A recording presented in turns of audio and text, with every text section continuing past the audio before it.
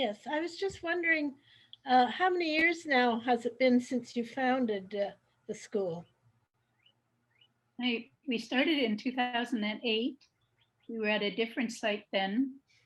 We weren't allowed to make that school any bigger because it was on church ground and it was a little complex how to do that. So we moved down the road about 6 kilometers and we've been at this new site.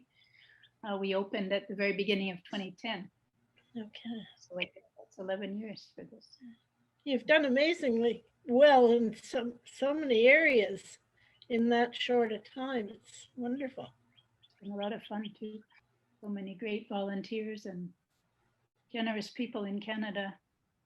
I said, Kathy, it always amazes me whenever 2008, whenever you came back from Madagascar, and that area was just a barren place with no buildings whatsoever, and how it has absolutely grown. It's wonderful to hear the volunteers bring us up to date on what's going on.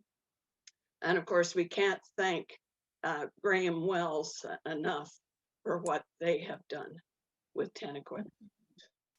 How many of are all of your staff from the area? Yes, everybody's from Madagascar. A couple of them live in the city but come out. Now we have 7 families living right on campus. So they're all Malagasy. And when volunteers go over, they help in the classes, but they don't ever take over a class or anything. Have banana trees and growing on the school property now? Yes, we do. Yeah. Now, Linda's there. She was there when we planted a bunch of trees, and those banana trees were the saddest looking things you ever saw. We thought we never thought they'd make it, but they've grown into beautiful banana trees. And I was told this year that they had enough to give all the children bananas at one point. So that's a lot of bananas. I was amazed to see how many more trees were growing in that area than when I was there. It's well done. Yeah, it's becoming greener and greener. It's lovely to see. I have another question on the chat asking how many Toonie twins we have. I think it's just a little over 400 students that are being supported by Toonie Twinning. Yeah, thanks for the question. Yeah, I was going to say, Helena, we now need to do all the mountains with the trees and we'd have enough firewood. They have to go a distance that equals an hour and a half of walking now in order to buy the wood because there are so few trees. So we really need to get planting and growing. And we discovered that we would need 17 of those solar cookers if we wanted to cook the food only with the sun. And we could actually do that, but the hard thing is changing the culture. The people know how to boil water with burning wood, and we have 2 solar cookers there, but it's hard to get them to use it because they're just not convinced that the rice will be ready in time. Even though it will. Do the trees you plant grow quickly? No, Shirley, it's awful to see. I've been there like 3 and 4 years where they don't look any different than they did when I was there the year before. So we're trying to give them lots of fertilizer in the form of manure, but it really is quite amazing how depleted the soil is. I think this great big reservoir is going to help us a lot. Hopefully we'll have enough water to be able to keep the trees going. That would be great. Kathy, do you have any ways of storing rainwater in the rainy season? Yeah, we talked a lot about that this year. We had plans to run pipes off the buildings into a big reservoir, mainly to water the gardens, because apparently it wouldn't be potable, that water. And so we may do that in the future. But this year we're going to use the water from the source, which we should have a lot of during the rainy season. We'll hope to keep it in that reservoir and see how that goes.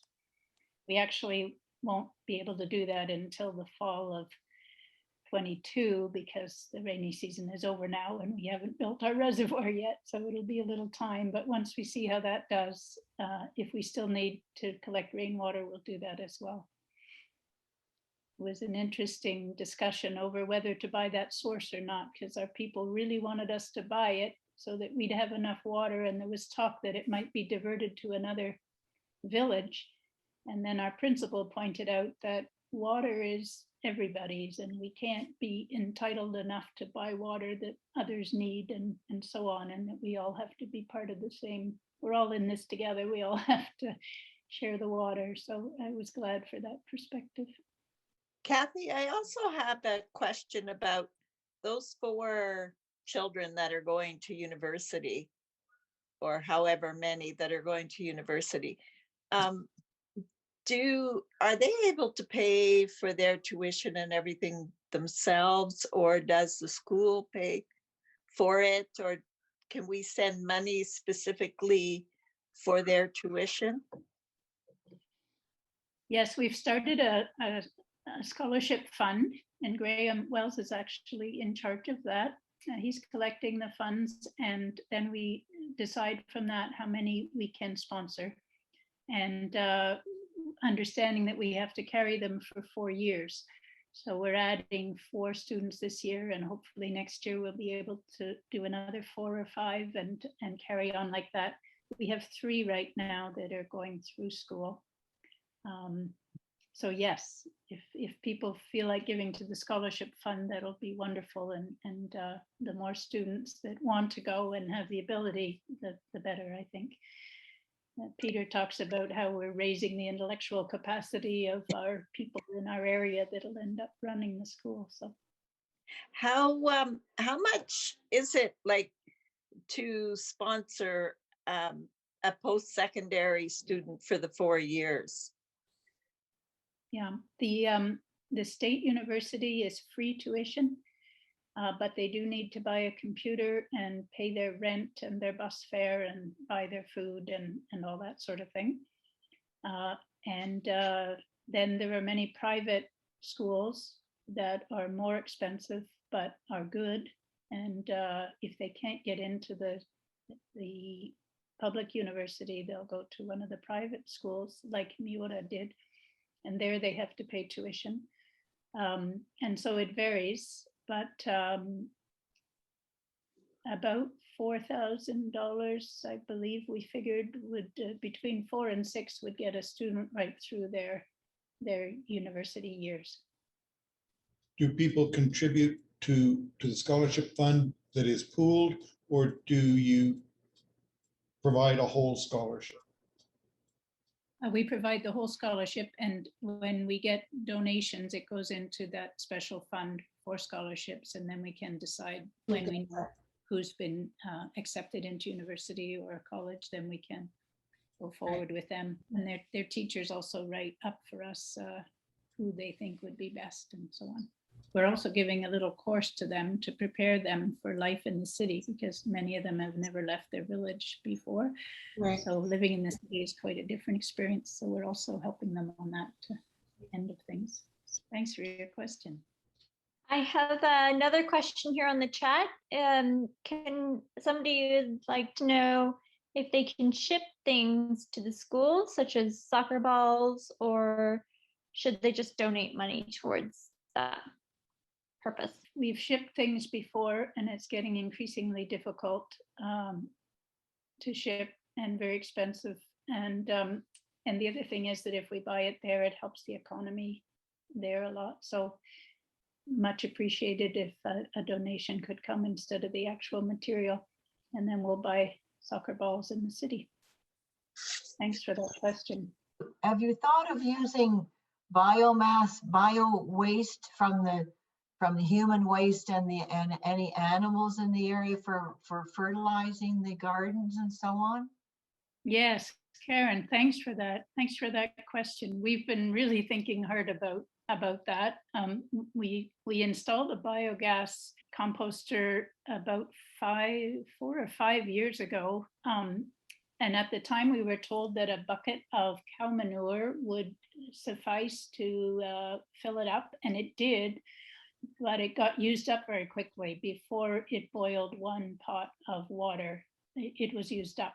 And so, yes, using human waste is the very best thing to do. People didn't quite seem ready for that, and I wasn't convinced that there was the expertise in the country yet, although I know it's happening all over India and other places in the developing world. But from our first experience, we didn't go on with that. And then we brought up the topic of composting toilets, and Kathy St. Pierre was supposed to help in her 3 months over there to get those going. But since Kathy had to come home, and the Malagasy people are very shy, and the idea that anybody would have to deal with their waste, it just was a no-go. So yeah, that might not happen, although maybe over time. But it's really, this whole experience has been such a journey in culture and understanding that, we can bring up ideas, but until the people are ready to embrace them, they are just ideas. What's the culture shock like? Well, I can answer a little bit of that, but I think from a point of view of someone who's done a fair bit of traveling, the shock happened some years ago. I don't count. No, in 1969, I spent a summer in Kenya, in Mombasa, and going there was interesting, but it was the reverse culture shock of coming home that really hit me at that point. And once you've gone through that, it ceases to be anything other than something you can't talk about with anybody that hasn't experienced it. And you just wonder, when you're over there, at least I always find when I come back, I'm amazed at all the things I need when I'm in Canada, with like running water and bathtubs and stuff like that. But when I'm there, I never feel like I'm wanting anything. That's really interesting. It's the same way. I think I could go over there with a very small pack and do very well. Yeah. When I was over there, at one point the culture shock came when I thought we would have no water because the cistern, it stopped and there was no place. I thought, okay, we're going to die here. Like, it was just, I just felt so worried. And we walked to whatever the closest little town was. They had a little store, and I couldn't even buy water there. I could buy soft drinks and I could buy hard drinks, but no water. But the people were very good. Like, men went out to another water source and brought us pails and pails of water, because they said that people from Canada needed lots of water. I found that quite an experience, but I couldn't believe how my whole body just went, oh my goodness, no water. So I can see the importance of that cistern. I think it'd be a great idea.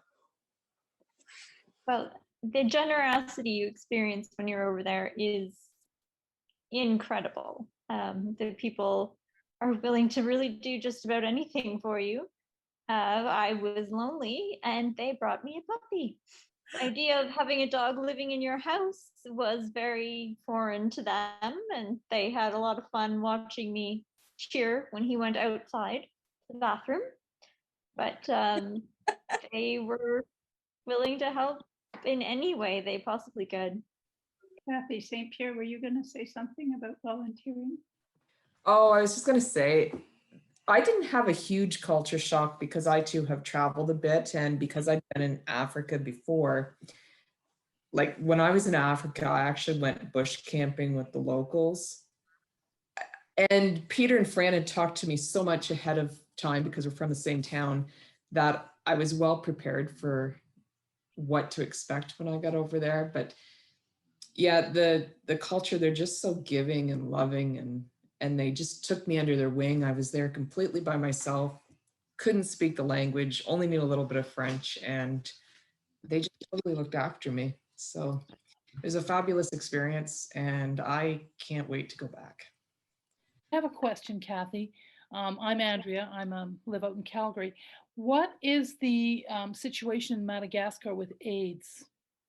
We never had a lot of AIDS because it costs so much to get to the island. You can't get there for less than $1,000 from anywhere. So it means that there's not a lot of transients. Yeah, it was 0.3% is what I heard of the population had been affected by AIDS. As most of you know, Roxmore Public School have been doing fundraising for a few years, quite a few years, in fact, except this year because of COVID. We could not sell our toys. Also, that means that nobody came to my classes and do a presentation. So, Kathy, would it be possible to do via Zoom or Teams? Yep, we have been recording this and also maybe Justin could make another trip. Perfect. Okay, so we'll make sure that we write to one another and figure out a time. I wanted to say too how much we appreciate all the teachers are doing in classrooms. I see as I look around, we have so many people here that go out of their way with their schools to raise money and raise awareness. And you're certainly doing a great job because the young people today are all burning souls when it comes to helping. Hi, Kathy. Wanna hear from Peace River. Yes. I was wondering what would be challenging for volunteers who would like to go over, what they need to get prepared before, and how do you actually have these two questions? The first one is the volunteering challenging situations which they can encounter moving over there or traveling over there. And second, how do you choose your priorities for what you need to achieve in that in this year, for example? Thank you. And by the way, I'm truly impressed with all the work which was done in the projects, and all the presentations, all 3 presentations were impressive and full of heart. And I'm truly grateful I got to see what's going on in that part of the world. Although I knew only from the cartoon Madagascar what is the real life is going on, it's absolutely uncomparable. Thank you so much. Thank you for that. I should let the volunteers answer maybe what the challenges were. In the early days, it was all about rats and spiders and things, bugs that get into your toes, but now we're living in a little nicer spot. Electricity used to be a problem, but now we seem to have that sorted. We run mostly off solar panels and a generator, but it's quite a luxury in such a rural area to have electricity, so we're very lucky. Also, water can be a bit of a challenge if you want a running shower, but we mostly deal with that. I think I would add that depending on what your dietary preferences are, you need to know that there's no refrigeration at the school. And so therefore meat and dairy and the things that some of us are quite fond of in Canada are not really available, except if you have the opportunity to go into the city for a weekend and then you eat at a restaurant and have all the things you might be missing. Cooking is done on 2 burners of a propane stove. So there's also no baking. So just thinking ahead about some good stovetop recipes is probably a good idea. It wasn't desperately hard, but I did have to get my head around it. Yeah. Madame takes care of volunteers. She picks you up at the airport and makes sure that you're never in danger. We used to walk alone. I used to walk alone and take buses all the time, and now they like to keep us in view. So they drive us everywhere. Oh, I think you had another part of your question, Ione. You were asking about how do we decide on priorities. Teacher training is one of the biggest ones, and gardening, because we'd like to help the school become self-sufficient one day, and we're thinking that gardening, producing produce, is one way that we can make some money for the school. but they have their own methods of gardening. So volunteers often are asked to help with language learning. The teachers all want to learn English and French. Fran did a lot. They're not computerized yet with their class lists. At least our secretary isn't. She wants to learn computer, but needs a good lot of time and patience to do so, to get all our lists on digital.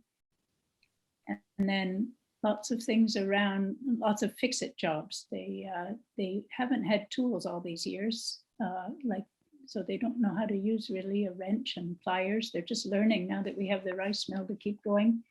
And so any kind of fix-it work, I think when Peter was there, he helped them with the idea of the hand washing stations and how they could do that.